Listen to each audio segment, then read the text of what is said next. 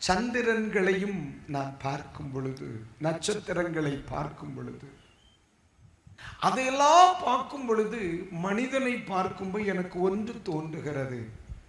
இதையெல்லாம் படைத்த தெய்வம் இவன் பின்னால நடக்கிறதுக்கு இவன் எம்மாத்திரம். இதையெல்லாவற்றையும் படைத்த ஆண்டவர் இவனை நேசிப்பதற்கு இவன், இவையெல்லாவற்றையும் படைத்த ஆண்டவர் இவனை அழைப்பதற்கு இவன் எம்மாத்திரம். இவையெல்லாவற்றையும் படைத்த ஆண்டவருக்கு இவன் வீட்டில் வாசம் பண்ணுவேன்னு ஆசைப்படுகிறாரே, அதற்கு இவன் எம்மாத்திரம். அல்லேலூயா.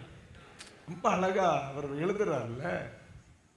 நான் பார்க்கிறேன், பூமியை பார்க்கிறேன், வானத்து நட்சத்திரங்களை பார்க்கிறேன், சந்திரனை பார்க்கிறேன், அவருடைய விரல்களின் கிரியையாகிய சகலத்தையும் நான் பார்க்கும் பொழுது எனக்கு ஒன்று தோன்றுகிறது.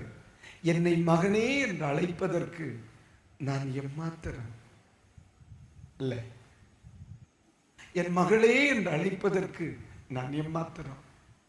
இந்த உலகத்தையே நாம் விலை கொடுத்து வாங்கி வைத்திருக்கிற ஒரு செல்வந்தனாக இருந்தாலும் இவைகளையெல்லாம் படைத்த தெய்வம் என்னை போய் என் மகனே என்று அழைப்பார் என்றால் அதற்கு நான் எம்மாத்திரம். எத்தனை பேர் இந்த வார்த்தையை உச்சரிச்சீங்கன்னு தெரியல, எத்தனை பேர் இந்த வார்த்தையை உச்சரித்தீங்கன்னு தெரியல. நான் எம்மாத்திரம் என்று சொல்லுகிறேன்.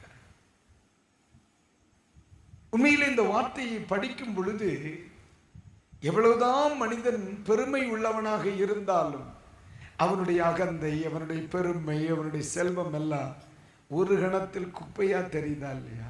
ஒரு கணத்தில் குப்பையா தெரியுதா? நான் உங்கள் நடுவில் வந்து உங்கள் நடுவில் நான் ஆமென் வாசம் பண்ணுவேன் என்று சொன்னார்.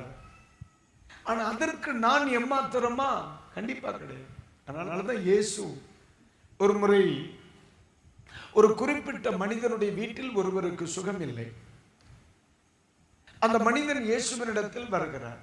வந்து, ஆண்டவரே, என்னுடைய வீட்டில் பல நூறு கணக்கில் மனிதர்கள் இருக்கிறார், பல நூறு கணக்கில் மனிதர்கள் இருக்கிறார். அதிலே ஒருவன் நான் வா என்றால் வருகிறான், போ என்றால் போகிறான். ஆம், அவ்வளவு நல்லா இருக்கிறேன் நான். ஆனாலும் நீர் என் வீட்டிற்குள் வருவதற்கு நான் பாத்திரன் அல்ல. நல்லா இருக்குல்ல இந்த வார்த்தை? சில நேரங்களில் மனிதர்கள் இன்றைக்கு கொஞ்சம் வசதி வந்தவுடனே தன்னை ஒரு பொருட்டென்று நினைத்துக் கொள்கிறார்கள். கொஞ்சம் கல்வி வந்தவுடனே தன்னை ஒரு பொருட்டென்று நினைத்துக் கொள்கிறார்கள். கொஞ்சம் சில ஆசீர்வாதங்கள் வந்தவுடனே தங்களை ஒரு பொருட்டென்று நினைத்துக் கொள்கிறார்கள். அப்படிப்பட்டவர்களுக்கு இன்றைக்கு பைபிள் சொல்லுகிறது, உலகளாவிய சகல நன்மைகளையும் அழகாய் படைத்து ஆண்டு வருகிற தெய்வம் உங்களையும் என்னையும் மகனே என்றும் மகளே என்றும் அழைக்கிற ஒரு பாக்கியம் இந்த உலகத்தில் கிடைக்கும் என்றால் அந்த தகுதியை அடைவதற்கு நீங்களும் நானும் ஒரு நாளும் பாத்திரவான்கள். இதை ஒத்துக்கொள்கிறவர்கள் கைகளை உயர்த்தி ஒரு அல்லேலூயா சொல்லலாம். அதுதான்